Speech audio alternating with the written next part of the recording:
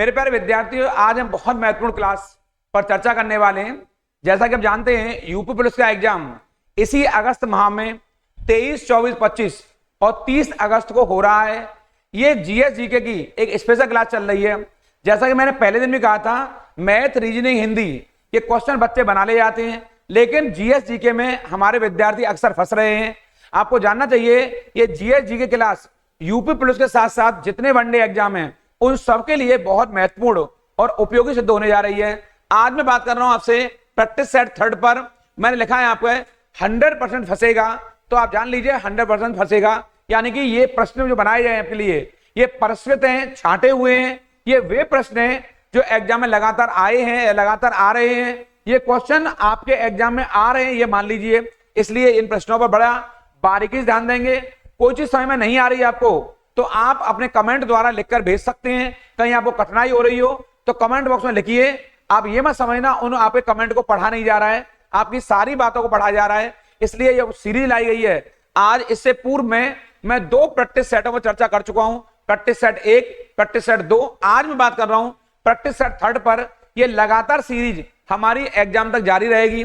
बहुत जल्दी मैथ और रीजनिंग की सीरीज भी आपके बीच में आने वाली है। आप सभी का बहुत बहुत स्वागत, अभिनंदन आपके चहेते यूट्यूब चैनल करियर प्लस पर बीआर सर के साथ। आपको प्रणाम, नमस्कार, जय हिंद। आप सभी लोग दोनों हाथ जोड़कर अपनी मां के चरणों में प्रणाम करेंगे और हम शुरुआत करेंगे जीएस जीके के इन क्वेश्चनों पर जो बहुत महत्वपूर्ण है। मेनली स्टैटिक जीके के जीएस में हिस्ट्री, ज्योग्राफी, पॉलिटी, इकोनॉमी और जनरल साइंस। स्टैटिक जीके में नृत्य, गायन, संगीत, इन बहुत सारे पहलुओं पर हम चर्चा करेंगे।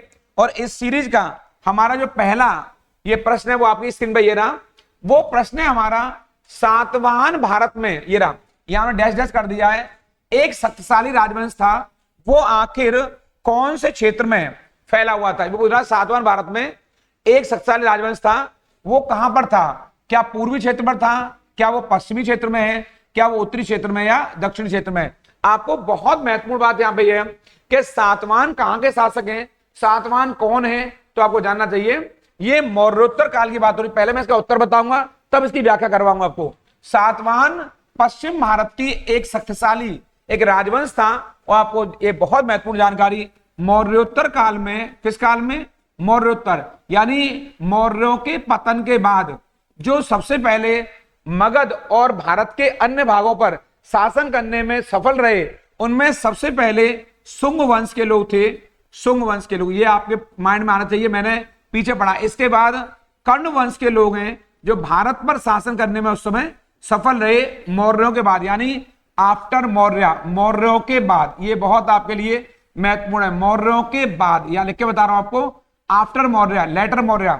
और इस क्रम में एक तीसरी महाशक्ति आई थी, वो थे सातवाहन। इन्हें बोलते हैं आंध्र सातवाहन। सातवाहन वंश के लोग हैं, इन्हीं को आंध्र सातवाहन भी कहते हैं, क्योंकि इनका जो फैलाव है वो आंध्र सातवाहन क्षेत्र में था। एक बड़ी महत्वपूर्ण जानकारी, पश्चिम क्षेत्र में इनका फैलाव था और इन्होंने गोदावरी नदी के तट पर, कहां पर? गोदावरी नदी के तट पर इन्होंने और पैठन को, जो क्षेत्र है, प्रतिष्ठान को अपनी राजधानी बनाया। प्रतिष्ठान को अपनी राजधानी बनाया, याद कर लेंगे। इनकी राजधानी कौन सी है? प्रतिष्ठान है। और कौन सी नदी किनारे है? आपके लिए बहुत महत्वपूर्ण है ये, वो गोदावरी नदी किनारे पर राजधानी का नाम क्या है? प्रतिष्ठान है। एक और क्वेश्चन यहां से आता है कि इस सातवाहन वंश के जो संस्थापक है वो कौन है? तो उनका नाम क्या है? सिमुक। क्या नाम उनका? सिमुक नाम है। इसको आप लिख सकते हैं यहां पर, सिमुक इस वंश के संस्थापक थे। लेकिन इस वंश के महानतम शासक कौन है? तो गौतमी पुत्र। कौन है वो गौतमी पुत्र सातकर्णी है। गौतमी पुत्र सातकर्णी है। इन्होंने ब्राह्मण वंश, इन्होंने ब्राह्मण धर्म को डेवलपमेंट किया, ब्राह्मण धर्म का उत्थान किया। इनके शासनकाल में हम कह सकते हैं कि मौर्य काल में जब बौद्ध एवं जैन धर्म की उन्नति हुई, तो वहीं मौर्योत्तर काल में, यानी मौर्यों के पतन के बाद, यानी मौर्यों के डिक्लाइन के बाद, शुंग वंश, कर्ण वंश और आंध्र सातवाहन वंश, इन तीनों ने ही ब्राह्मण धर्म के उत्थान में, ब्राह्मण धर्म के डेवलपमेंट में अपनी बड़ी भूमिका निभाई। ये बहुत महत्वपूर्ण है। तो आप बताएंगे कि सातवाहन भारत में कहां पर इनका विकास हुआ? पश्चिम भारत में, यानी आज का जो महाराष्ट्र और आंध्रा वाली पट्टी है, जो पश्चिम वाली, उस क्षेत्र में इनका फैलाव था। और इनकी राजधानी प्रतिष्ठान थी, पैठन थी। तो प्रतिष्ठान और पैठन एक ही बात है, ये इंपॉर्टेंट है। इस सीरीज का मैंने आपके लिए दूसरा प्रश्न निकाला, इनको रट लेंगे मेरी तरह आपके। ये व्याख्या आपके लिए बहुत इंपॉर्टेंट है, व्याख्या को रट कर जाएंगे। इस सीरीज का हमारा दूसरा प्रश्न है, औपनिवेशिक भारत में इंडियन एसोसिएशन की स्थापना इनमें से किस स्थान पर हुई है? पहले आप प्रश्न के नेचर को बारीकी से पढ़ेंगे। क्या इसकी स्थापना लखनऊ में हुई है, या कलकत्ता में हुई है, सूरत में हुई है, या पूना में? वो पूछ रहा है इंडियन एसोसिएशन की स्थापना कहां हुई है। तो आपको जानना चाहिए इंडियन एसोसिएशन एक बहुत महत्वपूर्ण संस्था है भारत के राष्ट्रीय आंदोलन में, इसने बड़ा रोल प्ले किया है। और ये इसकी स्थापना कलकत्ता में हुई है। कहां पर हुई है? कलकत्ता, यानी कि बंगाल में। इसकी स्थापना कलकत्ता में हुई है। और पेपर में आएगा कब हुई है, तो आप बताएंगे 1876 में इसकी स्थापना हुई। और इसकी स्थापना में एसएन बनर्जी ये एक नाम है, और आनंद मोहन बोस, कौन? आनंद मोहन बोस ये नाम है आपके।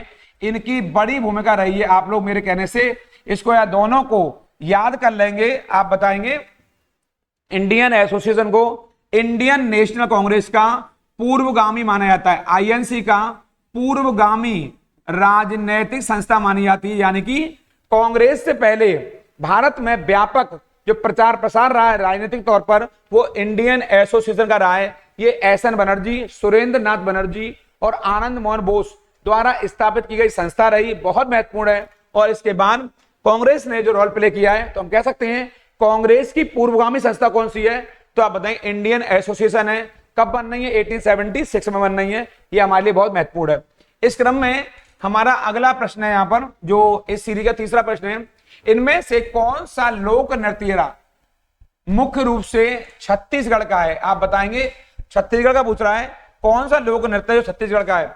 क्या कालबेलिया है, क्या रौद्र है, क्या भांगड़ा है, या राउत है? आपको यहाँ पर जानना चाहिए। वो हमसे पूछा छत्तीसगढ़ का इनमें से कौन सा नृत्य जो छत्तीसगढ़ में किया जाता है, कालबेलिया, रौद्र है, भांगड़ा या राउत है? तो इनमें से जो राउत नृत्य, कौन सा राउत नृत्य आपके, ये छत्तीसगढ़ में किया जाता है। ये बहुत महत्वपूर्ण आपका नृत्य है, चूंकि ये आदिवासी जनजातियों फैला हुआ नृत्य आपके। और राउत आदिवासी समुदाय के लोग, यानी जो राउत आदिवासी समुदाय के लोग हैं, इस नृत्य को बड़े पैमाने पर किया करते हैं। और वहां पर कुछ यादव समाज के लोग भी हैं, यादव समुदाय के लोग भी हैं, वह भी इस नृत्य को किया करते हैं। तो राउत जो आदिवासी समुदाय के लोग हैं, और जो छत्तीसगढ़ में जो यादव समाज के लोग हैं, वो भी राउत नृत्य से जुड़े हुए हैं। मैंने पीछे कहा आपसे कि हमारे एग्जाम में एक क्वेश्चन आपके यहां से जरूर आएगा। कहां से? नृत्य से, गायन से, संगीत से, उत्सवों से जरूर आएगा। इसलिए हमारी जो नजरें हैं वो घड़ी रहेंगी इस पर आपके, और इनसे हम पीछे हटेंगे नहीं, क्योंकि यहां से प्रश्न हमारे एग्जाम में बिल्कुल आ रहा है। पीछे जो पेपर हमारे हुए थे आपके, वहां पर भी नृत्य से क्वेश्चन आया था, आपने देखा था। कुछ साइंस वाले क्वेश्चन थे, अम्ल वाला पार्ट था, एसिटिक अम्ल है, आपका सिट्रिक अम्ल है, वहां से क्वेश्चन आया था। तो कुछ क्वेश्चन अम्लों से, साइंस के महत्वपूर्ण क्वेश्चन थे, कुछ आपके पॉलिटी से, कुछ जनरल हिस्ट्री से। मैंने सारे क्वेश्चन निकाले यहाँ पर, बहुत इंपॉर्टेंट है आपके। और इस सीरीज का चौथा प्रश्न हमारे सामने ये रहा, इनमें से छऊ नृत्य संबंधित है गोपाल दुबे से, विदुषी के.एस. जयलक्ष्मी से, महबूब सुभानी से, क्या सुचित्रा एला से? तो ये एक पूछ रहा है कि छऊ नृत्य इनमें से कौन जुड़ा हुआ है। तो आपको पहले तो ये होगा कि छऊ नृत्य होता कहाँ है, छऊ नृत्य कहाँ होता है। तो पहले इसका उत्तर बताऊंगा आपको। छऊ नृत्य का संबंध किससे? गोपाल दुबे जी से। कहां से? गोपाल दुबे से छऊ नृत्य का संबंध है। इस क्रम में ये कहां का होता है छऊ नृत्य? तो ये झारखंड में होता है, यहां पर होता है झारखंड में, छत्तीसगढ़ में होता है, यहां भी किया जाता है आपके। इसके अलावा आपके छत्तीसगढ़ के अलावा ये आपका पश्चिम बंगाल में भी होता है आपके छऊ नृत्य, और यही नृत्य आपके उड़ीसा में भी होता है। तो ये गोपाल दुबे को छऊ नृत्य, ये बहुत महत्वपूर्ण है। गोपाल दुबे ने छऊ नृत्य के क्षेत्र में बड़ी उपलब्धियां प्राप्त की हैं। इनको इस कार्य के लिए नागरिक सम्मान जो होता है पद्मश्री वाला, वो भी दिया जा चुका है। ये आप समझ जाएंगे कि कितना महत्वपूर्ण है। तो गोपाल दुबे का संबंध है छऊ नृत्य से। आपको इसके अलावा पूछ सकता है बिहू नृत्य, बिहू नृत्य का संबंध कहां से है? क्योंकि ये भी बहुत लोकप्रिय नृत्य है आपके, क्षेत्रीय नृत्य। ये मूल रूप से असम क्षेत्र में होता है। तो इसको भी देख लेंगे आप लोग, कि कई बार हमारे एग्जाम में बिहू नृत्य को भी पूछ लेता है, इसलिए इस पर भी थोड़ा नजर बना के रखेंगे। तो छऊ आपका झारखंड, ये JCB समझने के लिए, झारखंड, छत्तीसगढ़, बंगाल, बंगाल बोल तो पश्चिम बंगाल, और उड़ीसा में भी छऊ नृत्य को किया जाता है। मेनली आपके छत्तीसगढ़, झारखंड और पश्चिम बंगाल में ये मूल रूप से किया जाता है। और पश्चिम बंगाल के पूर्वैया क्षेत्र में, कहां पर, पश्चिम बंगाल के पूर्वैया क्षेत्र में, पश्चिम बंगाल के पूर्वैया क्षेत्र में ये मेनली किया जाता है आपके ये छऊ नृत्य, बहुत बहुत महत्वपूर्ण है। इस सीरीज का हमारा अगला प्रश्न है याओशांग उत्सव, जो मणिपुर में प्रसिद्ध है। कहां प्रसिद्ध है? मणिपुर में। ये कै दिन मनाया जाता है? 5 दिन मनाया जाता है, 3 दिन मनाया जाता है, 2 दिन या 4 दिन? तो आपको जानना चाहिए जो याओशांग उत्सव है, बहुत बड़ा उत्सव है, ये 5 दिन चलने वाला उत्सव है। और ये मणिपुर क्षेत्र में, जो हमारा उत्तर पूर्वी राज्य है, आपको ज्ञात होना चाहिए, उत्तर पूर्व में हमारे 7 क्षेत्र हैं जिन्हें कि 7 सिस्टर के नाम से भी जाने जाता है। आपको जानना चाहिए ये असम है उत्तर पूर्व में, ये अरुणाचल है, अरुणाचल प्रदेश है, यहीं पर आपका मणिपुर है, यहीं पर आपका मेघालय है, ये रहा, यहीं पर आपका मिजोरम है, इनको रट लेंगे आप लोग मेरे कहने से, और यहीं पर आपका नागालैंड है, ये रहा, और यहीं पर आपका त्रिपुरा है। ये 7 क्षेत्र मैंने लिखा आपको यहाँ पर। आप लोग चालाकी से क्या करेंगे, इन 7 की राजधानी याद कर लेंगे। यहाँ पर राजधानी मिलाने के लिए आती है एग्जाम हमारे, कैपिटल याद कर लेंगे। और इन 7 को 7 सिस्टर्स कहा जाता है। क्या कहा जाता है? 7 बहनें, 7 सिस्टर्स कहते हैं इनको, आपके 7 बहनें कहते हैं। पेपर में आएगा 7 सिस्टर के तौर पर किसे जाना जाता है, तो इन 7 क्षेत्रों को 7 सिस्टर के तौर पर जाना जाता है। आप मेरे कहने से इनको याद कर लेंगे। यहां से 1 2 3 4 5 6 7, ये 7 सिस्टर्स हैं। ये उत्तर पूर्वी क्षेत्र के महत्वपूर्ण राज्य हैं, बहुत महत्वपूर्ण है। यहां से हमारे एग्जाम में अक्सर क्या तो क्वेश्चन आता है आपके उत्सवों से आता है यहाँ के, या यहाँ से जनजातियों से आता है। ऐसे प्रश्न हमारे एग्जाम में अक्सर पूछे जाते हैं आपके। इस क्रम में हमारा जो अगला प्रश्न है वो ये रहा, ग्लेशियर आमतौर पर पाए जाते हैं मैदानों में, पठारों में, नदियों में या पहाड़ों पर। आपको जानना चाहिए ग्लेशियर की जो हिंदी होती है वो होती है आपके यहाँ पर, ग्लेशियर माने होता है हिंदी में क्या बोलते हैं हम लोग इसको हम बोलते हैं ग्लेशियर को जो बर्फ का ढेर होता है आपके, और ग्लेशियर को आपके जब बर्फी पाई जाती है बड़े पैमाने पर, बर्फीले क्षेत्र को ग्लेशियर कहते हैं। यानी हम लोग आपके एक पार्टिकुलर वर्ड भी है इसके लिए, उसको हम लोग ग्लेशियर को हम लोग ऐसे बोलते हैं आपके, जो बर्फीला इलाका, सियाचिन का ग्लेशियर जहां बर्फ होती है आपके, तो ये ग्लेशियर वाला पार्ट क्या कहलाता है? क्या मैदान कहलाता है? बिल्कुल नहीं कहलाएगा। पठार कहलाएगा? बिल्कुल नहीं कहलाएगा। नदियां होंगी? बिल्कुल नहीं होंगे। पहाड़ों को ग्लेशियर कहते हैं। यानी ग्लेशियर कहां पाए जाते हैं? पहाड़ों में पाए जाते हैं। इन्हें हम लोग, अब मुझे याद आया, ग्लेशियर को हिंदी में हिमखंड कहते हैं। एक वर्ड है इसके लिए, हिमखंड कहते हैं। और दुनिया का सबसे बड़ा हिमखंड, दुनिया का सबसे बड़ा ग्लेशियर कौन सा है आपका? सियाचिन है, सियाचिन ग्लेशियर। ये बहुत बहुत इंपॉर्टेंट है, इसको भी थोड़ा देख लेंगे आप लोग। ये दुनिया का सबसे बड़ा ग्लेशियर माना जाता है, सियाचिन ग्लेशियर। और आपको पता होगा यहाँ पर चीन से हमारी अक्सर झड़प होती रहती है, और इसे हिमखंड को ग्लेशियर कहते हैं। ऐसे बहुत सारे प्रश्न एग्जाम में आते हैं आपके, और ये पहाड़ी क्षेत्रों में ये पाया जाता है। ऐसे प्रश्न हमारे एग्जाम में पूछे जाते हैं, इन पर निगाह हमारी बनी रहेगी। इस क्रम में भारतीय संविधान के मौलिक कर्तव्य, कौन से कर्तव्य? फंडामेंटल ड्यूटीज किस देश से अपनाए गए हैं? आप देख रहे हो प्रश्नों का नेचर बहुत हाईफाई नहीं है, बहुत सरल अंदाज में, सुलझे हुए अंदाज में ऐसे प्रश्न उठाए गए आपके लिए। जो पिछले आपके पेपर 4 हुए हैं वहां बिल्कुल इसी अंदाज में सामान्य तौर पर प्रश्न पूछे गए हैं। आप घबराएंगे नहीं, डरेंगे नहीं, पहले प्रश्न को पढ़ेंगे, उसके नेचर को समझेंगे, क्या हमसे वो पूछ रहा है। और मैंने कहा 23 तारीख से 2 दिन पहले मैं आपको पेपर बनाने का तरीका भी बताऊंगा कि पेपर कैसे बनाया जाता है और कैसे ज्यादा से ज्यादा नंबर जीएस और जीके में लूटे जाते हैं, वो भी बताऊंगा आपको। मौलिक कर्तव्य अमेरिका से लिया है, यूएसए से या जर्मनी से या यूएसएसआर से या फिर ब्रिटेन से। आपको ज्ञात होना चाहिए मौलिक कर्तव्यों को हमने रूस से लिया है। कहां से लिया है? मौलिक कर्तव्यों को हमने रूस से लिया है, यानी ये यूएसएसआर से लिए गए।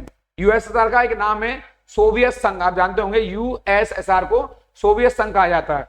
अब इन मूल कर्तव्यों को कब हमारे संविधान में शामिल किया गया? 1976 में, यहां कर देंगे। और 42वें संविधान संशोधन से, ये रहा 42 कॉन्स्टिट्यूशनल अमेंडमेंट एक्ट। आपको जानना चाहिए 42वें संविधान संशोधन अधिनियम से हमने मूल कर्तव्यों को संविधान में जोड़ा है। और उस समय इनकी संख्या कितनी थी? 10 थी, या 10 थी इनकी संख्या आपके। और इन्हें शामिल करने की सिफारिश किसने करी है? आपके स्वर्ण सिंह ने। सरदार स्वर्ण सिंह समिति है और इस समिति की सिफारिशों पर इन कर्तव्यों को संविधान में शामिल किया गया है। ये क्वेश्चन एग्जाम में आ सकता है। इसके अलावा क्वेश्चन ये आएगा कि वर्तमान में भारतीय संविधान में कहां है? तो भाग 4 में, भाग 4 के ए में यहां है। और कौन से आर्टिकल में ये? कौन से आर्टिकल में ये? तो संविधान के अनुच्छेद 51 के ए में। कहां पर है? तो ये आपको मैं 2 आर्टिकल बता दिए, बहुत महत्वपूर्ण है। अगर आएगा मूल कर्तव्य कौन से भाग में, कौन से पार्ट में? तो पार्ट 4A में है। कौन से आर्टिकल में, कौन से अनुच्छेद में? तो 51 के ए में। बहुत महत्वपूर्ण है। इन्हें जोड़ा गया है। किस बार जोड़ा गया है? वर्ष 1976 में जोड़ा गया है। पहले ये नहीं थे हमारे यहां पर। 42 कॉन्स्टिट्यूशनल अमेंडमेंट एक्ट, 42वें संविधान संशोधन अधिनियम के द्वारा, कानून के द्वारा इन कर्तव्यों को संविधान में शामिल किया गया है। और वर्तमान में इनकी संख्या कितनी है? 11। कितनी है?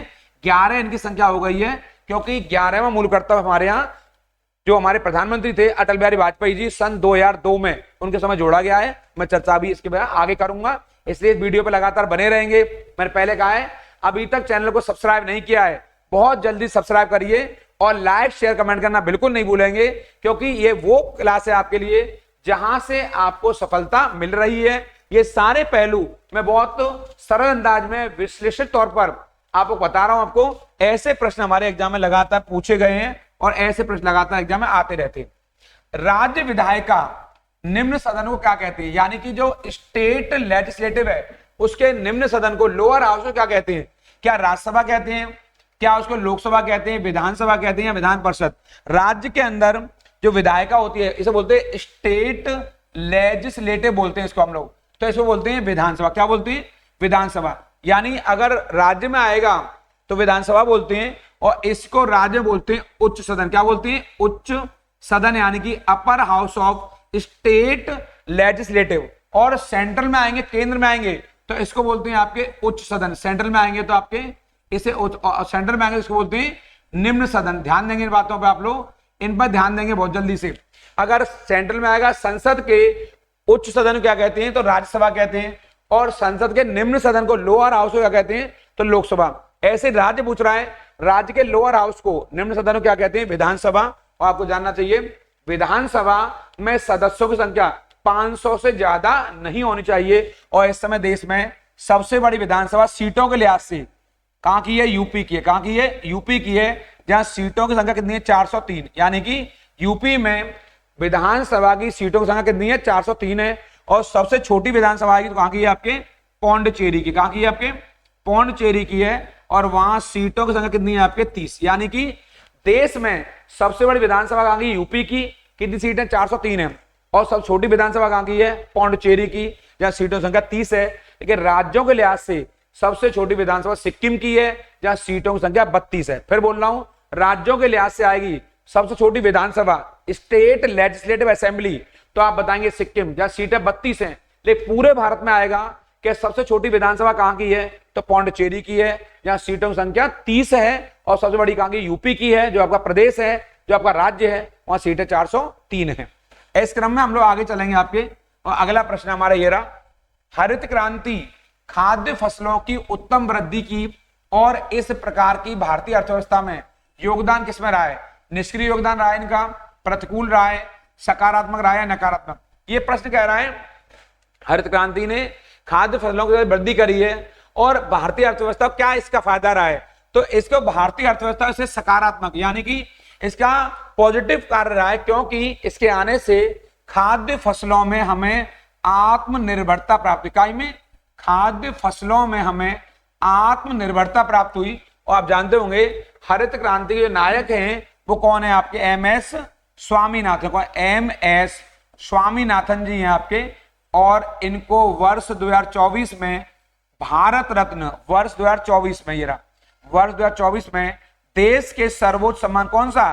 भारत रत्न दिया गया है। लेकिन ये सम्मान इन्हें मरणोपरांत मिला है। क्या मिला है? मरणोपरांत माने क्योंकि आप जीवित नहीं है, हमारे बीच में नहीं है, लेकिन स्वामीनाथन कभी मरते नहीं है। The father of the green revolution, हरित क्रांति के जनक हैं, ये हरित क्रांति के नायक हैं। आपके चलते हरित क्रांति क्षेत्र में हमें सफलता मिली है। और गेहूं और चावल में जो हमने वृद्धि करी है उसके पीछे और कोई नहीं बल्कि एम.एस. स्वामीनाथन है, इसीलिए इन्हें हरित क्रांति का जनक कहते हैं, father of the green revolution. तो इसके सकारात्मक प्रभाव हुए हैं। और ध्यान रखना, सबसे ज्यादा फायदा गेहूं क्षेत्र को हुआ था। आपके इस गेहूं को सबसे ज्यादा फायदा मिला है। आपके ये खाद्य फसल है और आप जानते हैं सबसे बड़ी खाद्य फसल आएगी हमारे यहाँ पर तो चावल मारेंगे और दूसरे नंबर पर मारेंगे गेहूं को।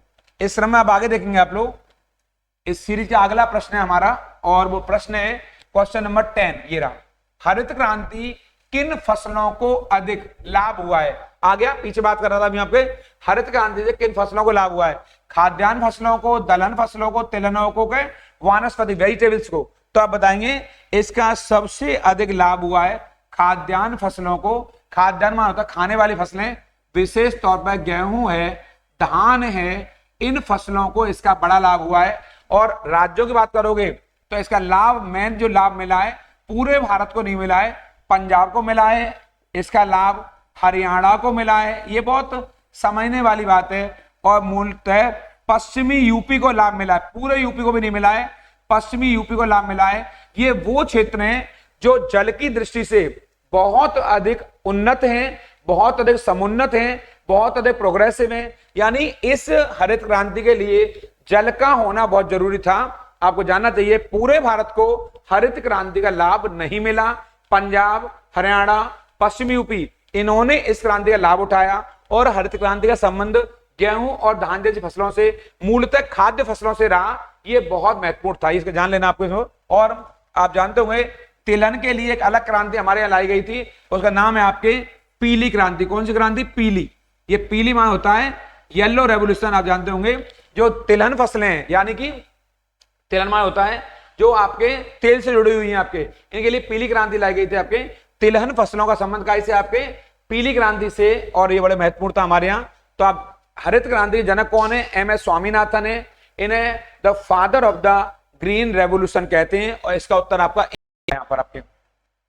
इस सीरीज का हमारा अगला प्रश्न है, राष्ट्रीय ग्रामीण जो गारंटी अधिनियम है प्रत्येक ग्रामीण परिवार को प्रति वर्ष कितने दिनों के रोजगार का आश्वासन देता है।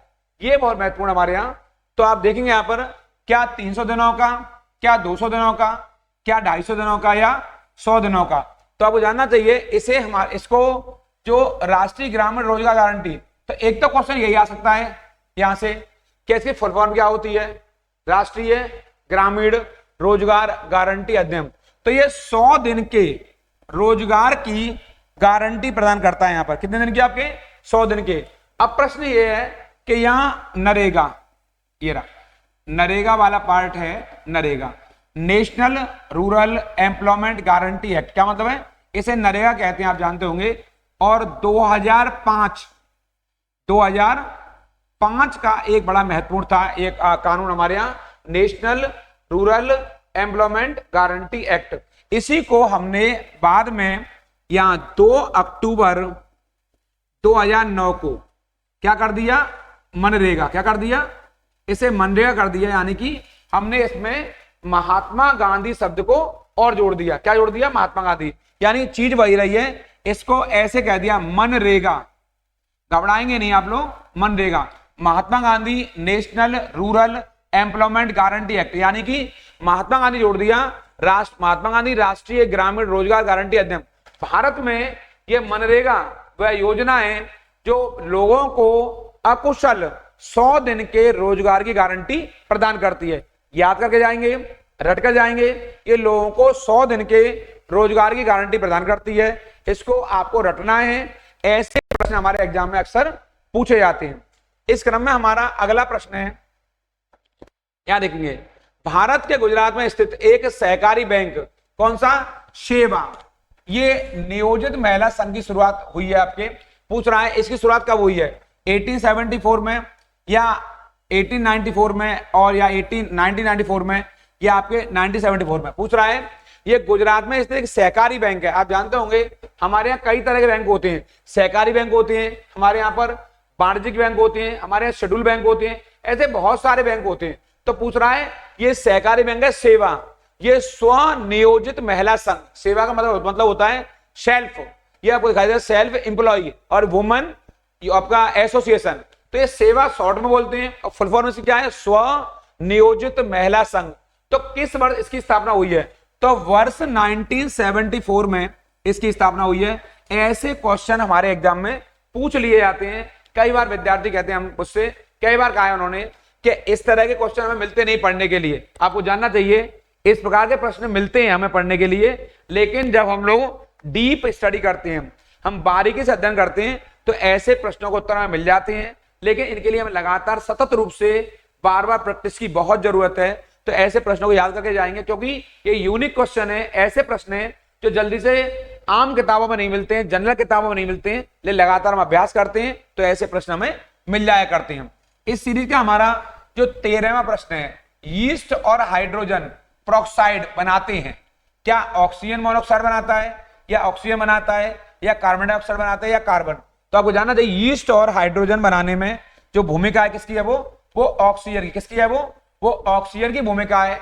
ये प्रश्न हमारे एग्जाम में आने वाले प्रश्न है। ऐसे ये साइंस का पार्ट है, जनरल साइंस का। आपको डीप साइंस नहीं पढ़नी है, गहन साइंस नहीं पढ़नी है, आपको सामान्य विज्ञान पढ़ना है, जनरल साइंस पढ़नी है, क्योंकि ज्यादातर क्वेश्चन हमारे जनरल साइंस से आते हैं। ये सामान्य विज्ञान के प्रश्न हैं, इसलिए इनको सामान्य तरीके से आप लोग पढ़कर जाएंगे। यहां से ऑक्सीजन हटके जाएंगे। यहां से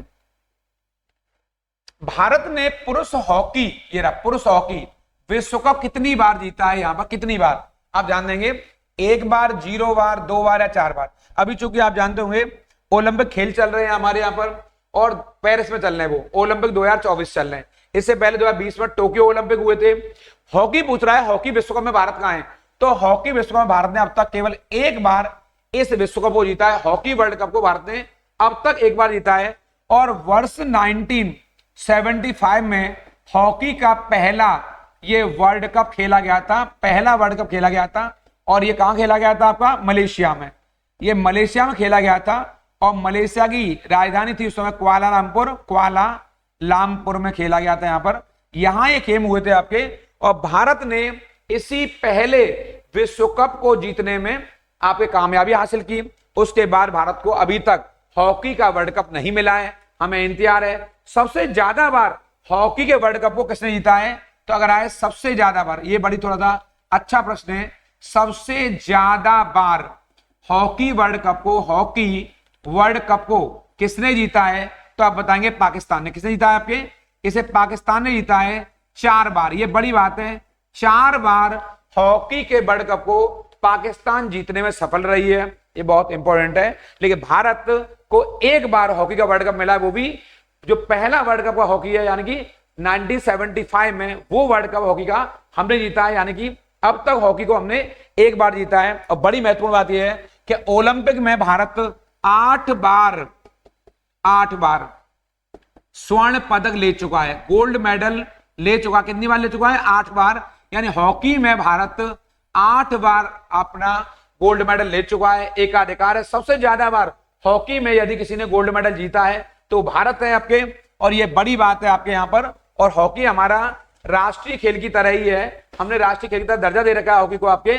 भले ऑफिशियल तौर पर नहीं है, लेकिन हॉकी को भारत में राष्ट्रीय खेल की तरह ही माना जाता है और कागजों में से राष्ट्रीय खेल ही कहा जाता है। तो हॉकी के खेल में बेहतर प्रदर्शन हो रहा है, हमारा सुधार भी हो रहा है। लेकिन स्वर्णिम दौर था जो मेजर ध्यानचंद के जमाने में, वो दौर अब नहीं है। 8 बार ओलंपिक में गोल्ड मेडल लेना ये बता रहा है कि हॉकी पर हमारी कितनी पकड़ रही है, हॉकी हमारा कितना मजबूत खेल रहा है। और मेजर ध्यानचंद हॉकी के जादूगर रहे, विजार्ड ऑफ हॉकी आपके, ये सब जानते हैं, ये किसी छिपा हुआ नहीं है।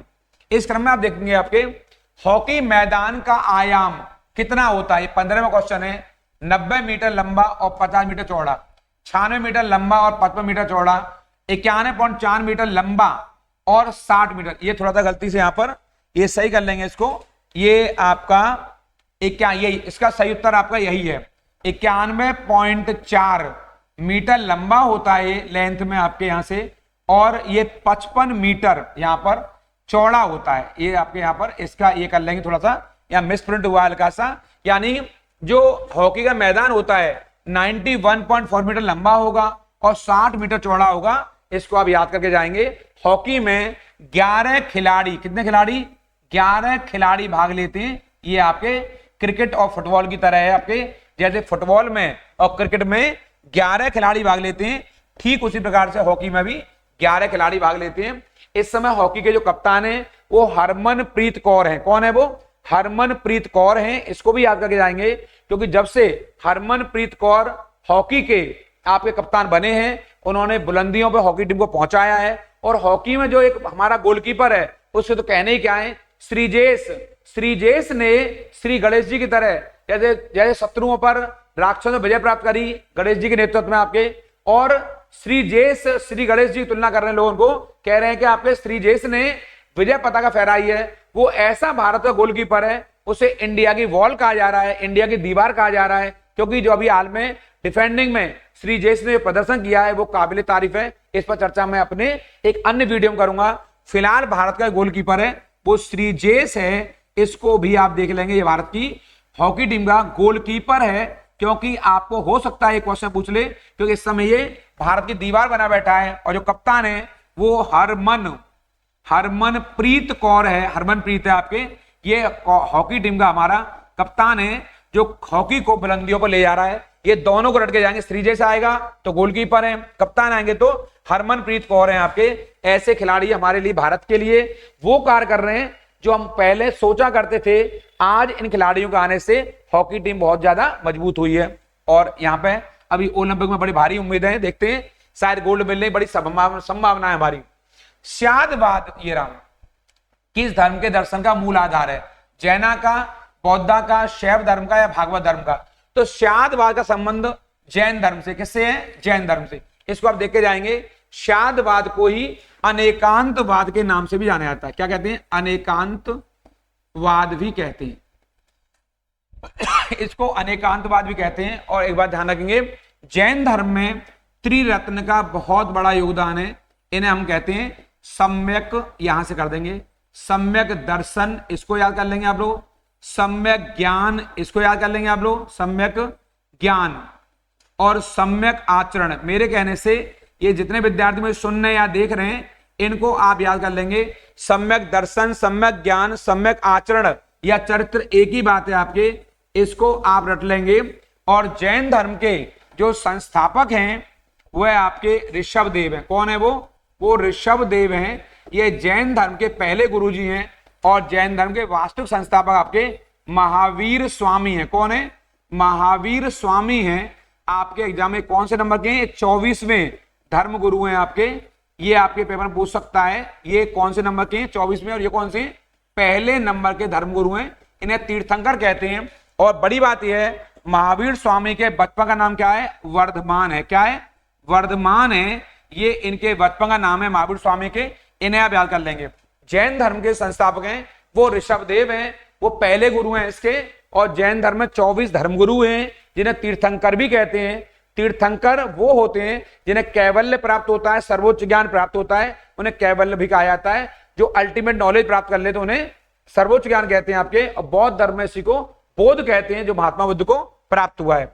इस सीरीज का हमारा अगला प्रश्न है आपके, अशोक के किस शिलालेख में उसकी कलिंग विद्या का वर्णन मिलता है? वो कौन सा शिलालेख है? तो आप बताएं, क्या वो 9वां है, 10वां है या 11वां या 13वां? तो आपको जानना चाहिए अशोक के शिलालेख अशोक की उपलब्धियों, अशोक की विजयों, अशोक के कार्यों को उल्लेखित करते हैं। इन्हें इंस्क्रिप्शन कहते हैं। 14 शिलालेख अशोक के मिले हैं और 13वें शिलालेख में अशोक के कलिंग युद्ध का वर्णन मिलता है। आपको जानना चाहिए अशोक ने अपने राज्याभिषेक के 8वें वर्ष, कौन से वर्ष? 8वें वर्ष में, यानी कि 261 ईसा पूर्व BC, यहां पर ईसा पूर्व में कलिंग युद्ध लड़ा। कौन सा युद्ध लड़ा? कलिंग वॉर लड़ा। और इस कलिंग वॉर में उसने लाखों लोगों को काट डाला, मार डाला। इसके बाद उसने धम्म को अपनाया, यानी कि युद्ध की नीति। कौन सी नीति? युद्ध की नीति को त्याग दिया, जिसे कहते हैं बहरी घोष। उसने धम्म की नीति अपनाई। कौन सी नीति अपनाई? धम्म की नीति अपनाई। आप बताएंगे अशोक ने युद्ध की नीति कब त्यागी? तो आप बताएं कलिंग युद्ध के बाद त्यागी। और धम्म की नीति अपनाई कलिंग युद्ध के बाद में। तो युद्ध की नीति को त्याग दिया और धम्म नीति को अपना लिया और बौद्ध धर्म को अपनाकर मानवता के कल्याण के लिए अपना पूरा जीवन समर्पित कर दिया। इसीलिए ये महान सम्राट अशोक कहलाते हैं। कलिंग युद्ध का वर्णन 13वें शिलालेख में मिलता है, 13 इंस्क्रिप्शन में मिलता है। अशोक के शिलालेखों की संख्या 14 है। ये बहुत महत्वपूर्ण है, आपको जानना चाहिए। अशोक को देवानाम प्रिय, कौन सा? देवानाम प्रिय के नाम से भी जाना जाता है। देवानाम होता है देवताओं का प्रिय, देवानाम प्रियदर्शी, ये बहुत महत्वपूर्ण है। अशोक के अभिलेख अशोक की उपलब्धियों, अशोक के कार्यशैली को उजागर करते हैं, स्पष्ट करते हैं।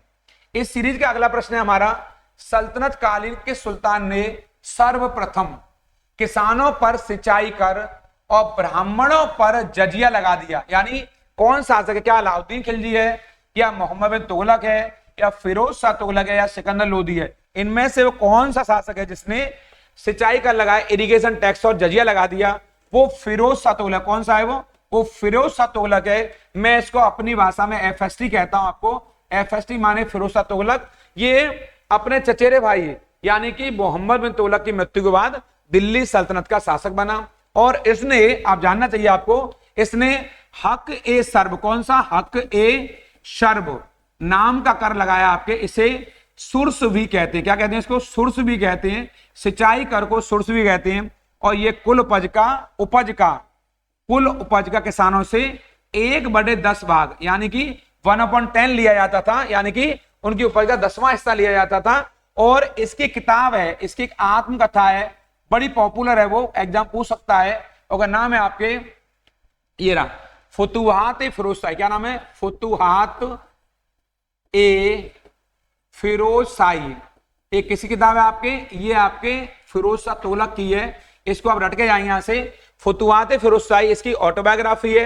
हके सर्व नाम का इसका सिंचाई कर है, किसने लगाया? फिरोज शाह तुगलक ने। इसी ने ब्राह्मणों से जजिया कर लिया है, जो कि गैर मुस्लिमों पर लगने वाला एक धार्मिक कर होता था। इंपॉर्टेंट है, यहां से इसको आप देखकर जाएंगे, ये वाला पार्ट। इस क्रम में आप आगे देखेंगे, मीनाक्षी मंदिर कहां स्थित है? ये 19वां क्वेश्चन है। ग्वालियर में, कोणार्क में, चेन्नई में, मदुरई में। तो मीनाक्षी मंदिर मदुरई में। कहां पर है? मदुरई में, यानी कि तमिलनाडु। TND माने तमिलनाडु। ये आपके मदुरई में। और आपको जानना चाहिए कि जो रुद्र शिव हैं, जो शिव सुंदरेश्वर हैं, ये जो शिव सुंदरेश्वर हैं, जो शिव सुंदरेश्वर हैं, और जो आपके मीनाक्षी देवी हैं, इनका ये मंदिर है। मीनाक्षी देवी पार्वती जी का ही अवतार मानी जाती है। पार्वती जी का अवतार मानी जाती कौन? मीनाक्षी देवी। मीन जैसी आंखों वाली, यानी मछली जैसी आंखों वाली। आपको जानना चाहिए, जो कौरव पांडव हुए, तो पांडवों का जो राजकीय चिन्ह था, जो उनका ऑफिशियल चिन्ह था, वो आपका मछली था। मछली जैसी आंखों वाली मीनाक्षी देवी हमारी पार्वती जी, हमारी पार्वती माँ, इनका मंदिर है। ये मदुरई में है, बहुत फेमस है। द्रविड़ शैली का बहुत महत्वपूर्ण उदाहरण है। इसके गोपुरम, इसके मुख्य दरवाजे बड़े बड़े, ऐसी मान्यता है, इसमें 12 दरवाजे बने हुए हैं। ये बहुत महत्वपूर्ण द्रविड़ शैली का मंदिर है, मीनाक्षी मंदिर है। ये मदुरई में स्थित है, यानी कि तमिलनाडु में स्थित है। ये अपने आप में कला शैली का बहुत महत्वपूर्ण उदाहरण है। इस क्रम में आप देखेंगे, कठपुतली किस राज्य का प्रमुख लोक नृत्य है? ये 20वां क्वेश्चन है। राजस्थान का, महाराष्ट्र का, आंध्रा का, या हिमाचल का? आपको जानना चाहिए, कठपुतली मूल रूप से आपके आंध्र प्रदेश, कहां का? यहाँ का राजस्थान। कहां का? राजस्थान। कठपुतली को अंग्रेजी पपेट कहते हैं। उंगलियों पर इसको किया जाता है आपके, जबकि राजस्थान में इसके अलावा घूमर भी नृत्य होता है, यानी कि राजस्थान में कठपुतली के अलावा घूमर नाम का भी एक लोक नृत्य जो बहुत पॉपुलर है। इसके अलावा जो महाराष्ट्र क्षेत्र है, महाराष्ट्र का एक लोक नृत्य है, क्या नाम है उसका? लावणी। ये बहुत पॉपुलर नृत्य है। कौन सा? लावणी नाम का। आंध्र प्रदेश में लंबाडी नाम का लोक नृत्य है, बड़ा पॉपुलर है आपके। और जो हिमाचल प्रदेश है, यहाँ पर आपके देवनाटी। कौन सा? देवनाटी नाम का लोक नृत्य है। इसे नाती भी बोलते हैं, नाटी भी बोलते हैं इस लोक नृत्य को। ये हिमाचल में होता है, तो लंबाडी। इसके अलावा यहाँ पर कुचिपुड़ी, ये शास्त्रीय नृत्य। कौन सा? आंध्र प्रदेश में कुचिपुड़ी, ये शास्त्रीय नृत्य है। तो राजस्थान में 2 बताए मैंने आपको, एक कठपुतली बता दिया है, घूमर बता दिया है। महाराष्ट्र में मैंने आपको लावड़ी बता दिया है। आंध्र प्रदेश में आपको लंबाडी बता दिया है और कुचिपुड़ी बता दिया है। हिमाचल में लोक नृत्य आपके ये देवनाटी या नाटी आपके ये लोक नृत्य हैं। इनको याद कर लेंगे, क्योंकि हमारे एग्जाम में इस प्रकार के प्रश्न पूछे जाते हैं। हमारी एक प्रश्नों की संख्या चल रही है, बहुत महत्वपूर्ण है। मैंने कहा इस चैनल को सब्सक्राइब करना बिल्कुल नहीं भूलेंगे। ये बहुत महत्वपूर्ण श्रृंखला है। ये आपके 23 तारीख तक नहीं, ये 31 तारीख यानी कि एग्जाम से एक दिन पहले तक भी जारी रहेगी। यानी 31 अगस्त को जो पेपर है, यानी 30 अगस्त को भी ये सीरीज रहेगी। ये बच्चे पेपर देते रहेंगे, उन्हें लाभ मिलता रहेगा। पेपर इस तरह से आने वाला है, आपके एग्जाम के लिए बहुत बहुत महत्वपूर्ण है। और आप जानते हैं मंजिलें उन्हीं को मिलती हैं जिनके सपनों में जान होती है। पंखों से कुछ नहीं होता, हौसलों से उड़ान होती है। आपके हौसले बुलंद होंगे तो आप काम जरूर बनेगा। अगर हौसले पस्त हैं, हौसले कमजोर हैं, तो काम भी बनने वाला नहीं है। इस क्रम में आप आगे चलेंगे। भारत सरकार द्वारा दिया जाने वाला सर्वोच्च पुरस्कार इनमें से कौन सा है? क्या जवाहरलाल नेहरू अंतर्राष्ट्रीय पुरस्कार है, इंदिरा गांधी अंतर्राष्ट्रीय पुरस्कार है, या गांधी शांति पुरस्कार है, या इनमें से कोई नहीं? आपको जानना चाहिए भारत सरकार द्वारा दिया जाने वाला जो सबसे बड़ा सम्मान है वो आपका इनमें से कोई नहीं है। क्या है आपके? इनमें से कोई भी नहीं है आपके। क्यों? क्योंकि जो सर्वोच्च सम्मान है वो भारत रत्न है। कौन सा है वो? सर्वोच्च सम्मान भारत रत्न है। ये आपको जानना चाहिए। ये भी जानना चाहिए इस भारत रत्न की शुरुआत कब हुई है? वर्ष 1954 में यहां पर इसकी शुरुआत हुई है। और वर्ष 1954 में ये अवार्ड 3 लोगों को एक साथ दिया गया था। यानी एक तो हमारे सी राजगोपालाचारी, ये हमारे जो गवर्नर जनरल है आपके गोपालाचारी, बहुत महत्वपूर्ण है आपके। एक हमारे सर्वपल्ली एस राधाकृष्णन, दार्शनिक, भारत के बहुत बड़े शिक्षाविद आपके और देश के पहले उपराष्ट्रपति।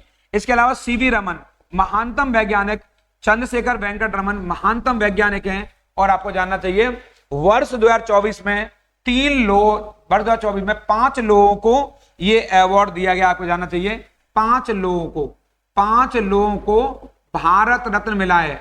कौन सा मिला है? भारत रत्न मिला है। आपको पता होगी वर्ष 2024 में मिला है यहां से। इस क्रम में हमारे यहाँ पर रट के जाएंगे। मैं आपको अगली क्लास में भारत रत्न पर एक विस्तार से चर्चा करूंगा, जो बहुत महत्वपूर्ण और इंपॉर्टेंट क्लास होगी आपके यहाँ से। इस क्रम में आप देखेंगे आगे जाके अगला हमारा प्रश्न है आपके इसी सीरीज का, इनको याद कर लेंगे। यहां से ये 1954 में शुरू हुआ है। भारत रत्न देश का सबसे बड़ा नागरिक सम्मान है, सर्वोच्च नागरिक सम्मान है। इसकी शुरुआत 1954 में हुई है और अब तक ये पुरस्कार आपके 53 लोगों को मिल चुका है। कितने लोगों को मिल चुका है? 53 लोगों को मिल चुका है। इन शायद 5 को मिलाकर के मिल चुका है 53 लोगों को। और दूसरे सर्वोच्च सम्मान है पद्म पुरस्कार, पद्म विभूषण, पद्म भूषण, पद्मश्री। तो पहला कौन सा? भारत रत्न है, और फिर उसके बाद पद्म विभूषण है, फिर पद्म भूषण है, फिर पद्मश्री है।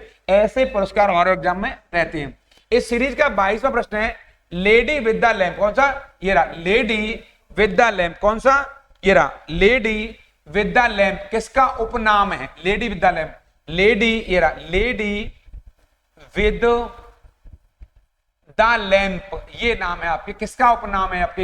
ये बहुत महत्वपूर्ण है।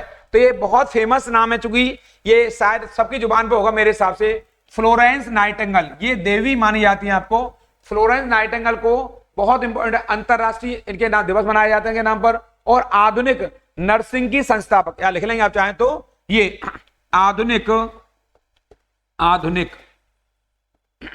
यहां पर आधुनिक नर्सिंग की संस्थापक ये हैं। यानी कि हमारे यहां पर दुनिया में इनको जो ख्याति लब्धि मिली हुई है फ्लोरेंस नाइटिंगेल को, उपनाम है इनका ये lady with the lamp.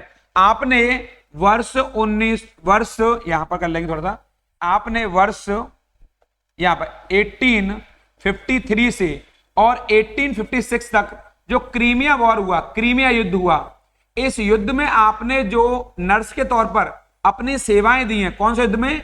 Crimea war में।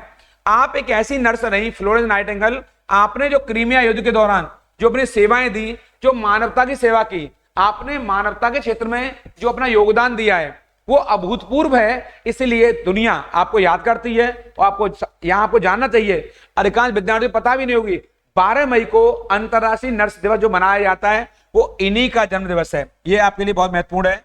ये आपके लिए बहुत महत्वपूर्ण है। क्या तारीख को? 12 मई को। 12 मई को ये रहा अंतरराष्ट्रीय, ये बहुत महत्वपूर्ण है, अंतरराष्ट्रीय नर्स दिवस जो मनाया जाता है वो फ्लोरेंस नाइटिंगेल का हैप्पी बर्थडे होता है 12 मई को। और ये इनके लिए एक प्रकार से यहां पर एक पुरस्कार टाइप से है। फ्लोरेंस नाइटिंगेल को लेडी विद द लैम्प भी कहते हैं। और आप आधुनिक नर्सिंग की संस्थापक हैं, बल्कि मैं कहूं आधुनिक नर्सिंग दार्शनिक विचारधारा की आधारशिला आपने रखी है। आप दार्शनिक नहीं है क्षेत्र में, नर्सिंग की दुनिया में आपने सिखाया कैसे मानवता की सेवा करके आगे बढ़ाया जा सकता है, ये आपने करके सिद्ध करा है, सिद्ध किया यहाँ पर। और क्रीमिया युद्ध में आपने मानवता के लिए बहुत बड़ा काम किया आपके। इस क्रम में हम आगे देखेंगे आपके, ये 23वां क्वेश्चन है, विश्व प्रसिद्ध खजुराहो के मंदिर किस राज्य में? मध्य प्रदेश, महाराष्ट्र, जम्मू कश्मीर या आंध्र प्रदेश?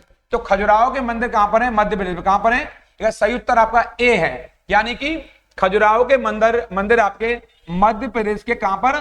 छतरपुर जिले में। कौन जिले में? ये मध्य प्रदेश के छतरपुर जिले में है। और इनका निर्माण चंदेल शासकों, किसके द्वारा? चंदेल शासकों के द्वारा करवाया गया। बहुत इंपॉर्टेंट है, चंदेल शासकों। और इन्होंने ही खजुराहो को अपनी राजधानी बनाया। चंदेलों ने अपनी राजधानी खजुराहो को बनाया। और खजुराहो अपनी वास्तुकला के लिए, अपने मंदिरों के लिए दुनिया में प्रसिद्ध है। ऐसे मंदिर दुनिया में कहीं भी नहीं मिलते हैं जैसे मंदिर हमारे खजुराहो में हैं। इस सीरीज का हमारा अगला प्रश्न है आपके, इनमें से किन पहाड़ियों पर उष्णकटिबंधीय सदाबहार वन पाए जाते हैं? क्या अरावली पहाड़ियों पर है, या शिवालिक पर है, या राजमहल पर है? इनमें से कोई नहीं। तो जो उष्णकटिबंधीय वन है, ट्रॉपिकल जोन के आपका ये ट्रॉपिकल फॉरेस्ट है आपके, ये शिवालिक पहाड़ियों पर पाए जाते। कहां पाए जाती है? ये शिवालिक पहाड़ियों में पाए जाते हैं। पर सदाबहार वन होते हैं, अर्थात यहां पर जो वन होते हैं उनमें हमेशा पत्तियां बनी रहती हैं, सदाबहार रहते हैं। और ये हमारे यहाँ शिवालिक पहाड़ियों पर पाए जाने वाले वन हैं। इन वनों को, ये ज्योग्राफी जुड़ा हुआ क्वेश्चन है। ऐसे प्रश्न, सामान्य प्रश्न हमारे एग्जाम में आएंगे, इसको आप लोग यहां से याद कर लेंगे। वायुमंडल में दैनिक मौसम परिवर्तन इनमें से किसमें अधिक होता है? क्षोभ मंडल में, मध्य मंडल में, आयन मंडल में, या समताप मंडल में? ये मौसम परिवर्तन, ये वाला, इसी घटना कहां होती है? क्षोभ मंडल में। कहां होती है? क्षोभ मंडल में। आपको जानना चाहिए हमारे वायुमंडल के अंतर्गत 5 परतें हमने मानी है। क्षोभ मंडल को ट्रोपोस्फियर भी कहते हैं। क्या कहते हैं? ट्रोपोस्फियर भी कहते हैं। ये आपको रट के जाना है ऐसे। मौसम संबंधी बादलों का गड़गड़ाना, बिजली का चमकना, ये सब वर्षा होना, आंधी आना, तूफान आना, ये सब वर्षा होना, ये सभी क्षोभ मंडल में होते हैं। इसके ऊपर होता है समताप मंडल। समताप मंडल में ऐसे धूल के कारण वायु कण वगैरह नहीं पाए जाते हैं। और प्लेन के लिए जो प्लेन उड़ा करते हैं, एरोप्लेन उड़ा करते हैं, उनके लिए जो अनुकूल दशाएं वो समताप मंडल में मिला करती हैं। ये भी बहुत महत्वपूर्ण है। इसके अलावा जो समताप मंडल है यहाँ पर, इसी में आपके ओजोन परत पाई जाती है। कौन सी परत पाई जाती है? ओजोन परत पाई जाती है, बहुत महत्वपूर्ण आपके। और जो प्लेन है, प्लेन के लिए, यानी जो एरोप्लेन है आपके, वायुयान है, इनके लिए बेहतरीन जो माकूल, जो आपके अनुकूल दशाएं, वो आपके इस मंडल में पाई जाती हैं, समताप मंडल में। इसे बोलते हैं स्ट्रेटोस्फियर। क्या बोलते हैं? स्ट्रेटोस्फियर। और जो ट्रोपोस्फियर है, आंधी, तूफान, वर्षा, झंझावात और सारी मौसम संबंधी घटनाएं, वर्षा का पड़ना, ओलों का गिरना, ये आपका क्षोभ मंडल में होता है। इसे बोलते हैं ट्रोपोस्फियर। ट्रोपोस्फियर, स्ट्रेटोस्फियर, मीजोस्फियर और आयनोस्फियर और एक्सोस्फियर। एक्सोस्फियर में होता है बहिर्मंडल, जो सबसे बाहर होता है। ट्रोपोस्फियर, स्ट्रेटोस्फियर, मीजोस्फियर, आयनोस्फियर और स्ट्रेटोस्फियर, ये 5 स्फीयर हैं जो बहुत महत्वपूर्ण है। मौसम आएगा, क्षोभ मंडल मारेंगे। समान मौसम रहेगा, समताप मंडल मारेंगे। ओजोन परत आएगी, समताप मंडल मारेंगे। वायुयान के लिए वैश्य दशाएं मिलेंगी, समताप मंडल मारेंगे। इसका सही उत्तर आपका क्षोभ मंडल है। अगला हमारा प्रश्न है सीरीज का, रॉकीज, एंडीज और आल्पस। ये 3, रॉकीज, एंडीज और आल्पस, ये और हिमालय, ये किस प्रकार के पर्वत है हमारे चारों? ये 26वां क्वेश्चन है। ये बलित है, अवशिष्ट है, ब्लॉक है या ज्वालामुखी? आपको जानना चाहिए चारों पर्वत ये अलग अलग महाद्वीप को शो कर रहे हैं यहाँ पर। यानी रॉकीज पर्वत कहां मिलेंगे आपके? ये मिलेंगे आपके यूएसए में। कहां मिलेंगे? यूएसए मिलेंगे। जो इंडीज पर्वत है कहां मिलेंगे? वो साउथ अमेरिका महाद्वीप में मिलेंगे, साउथ अमेरिका महाद्वीप में। जो आल्पस पर्वत है कहां मिलेंगे आपके? ये यूरोप में मिलेंगे। कहां मिलेंगे? यूरोप में। और जो हिमालय पर्वत है कहां मिलेंगे? वो एशिया में मिलेंगे। कहां मिलेंगे? वो एशिया में। ये 4 महाद्वीपों को शो करते हैं। ये नॉर्थ अमेरिका हो गया, यूएसए बोले तो north America continent, north America महाद्वीप। अब इनमें कह रहा है चारों की प्रकृति, ये बलित पर्वत का उदाहरण। क्या है? Folded mountain. कौन से माउंटेन? फोल्डेड माउंटेन को, फोल्डेड माउंटेन को बलित पर्वत कहते हैं। ऐसे प्रश्न हमारे एग्जाम में अक्सर आते हैं। बलित पर्वतों को फोल्डेड माउंटेन, या इन्हीं को एक नाम और है मोड़दार पर्वत। क्या नाम है? ये मोड़दार पर्वत के बेहतरीन उदाहरण है आपके, यानी फोल्डेड माउंटेन के बड़े उदाहरण है। ये चारों के चारे, रॉकीज, एंडीज, आल्पस और हिमालय, आपके ये चारों आपके महत्वपूर्ण पर्वत है हमारे यहाँ। इस क्रम में आप देखेंगे आपके यहाँ से 27 भारत में प्रच्छन्न बेरोजगारी, प्रच्छन्न बेरोजगारी को छिपी हुई बेरोजगारी भी कहते हैं। कौन सी कहते हैं? छिपी हुई बेरोजगारी भी कहते हैं। यहां से इसको डिस्गस्ट आपका एम्प्लॉयमेंट कृषि में होता है, फैक्ट्री में होता है, सेवा में या इनमें, यानी प्रच्छन्न बेरोजगारी, छिपी हुई बेरोजगारी कृषि क्षेत्र में होती है। यानी कि इसमें क्या होता है, बाहर से तो लगता है लोग काम में लगे हुए हैं, लेकिन रियल तौर पर उत्पादन में वृद्धि नहीं होती है। अगर एक खेत को एक पिता कर रहे हैं, उनमें 5 बीघा खेत है, उत्पादन अगर उन पर 100 किलो हो रहा है और उनके 4 बच्चे और हो जाते हैं, 5 बीघा ही खेत है, उत्पादन उतना ही बना हुआ 100 किलो, यानी देखने में पिता सहित 4 बच्चे और लगे हुए हैं, 5 लोग लगे हुए हैं, लेकिन उत्पादन 100 ही किलो अनाज हो रहा है। इसका मतलब हुआ छिपी बेरोजगारी, माने 4 लोग काम पे लगे हुए दिखाई तो दे रहे हैं, पर उत्पादन में कोई अतिरिक्त वृद्धि नहीं हो रही है। इसी को प्रच्छन्न बेरोजगारी या छिपी हुई बेरोजगारी कहा जाता है। ये मूलतः कृषि क्षेत्र में हमें दिखाई देती है। ये हमारे एग्जाम में बहुत महत्वपूर्ण है, ऐसे प्रश्न हमारे एग्जाम में आते हैं यहां से आपके। और चूंकि बहुत सारे क्षेत्र हमारे और भी होते हैं आपके, जो हम देखते, कई बार आपने गौर किया होगा यहाँ पर कि कृषि क्षेत्र हमारे यहाँ घटता हुआ जा रहा है और हमारे यहाँ खेती कैसे रह गई, सीमांत खेती रह गई है। सीमांत माने छोटे छोटे खेत रह गए, इसलिए कृषि क्षेत्र में ऐसी बेरोजगारी ज्यादा देखी जा रही है।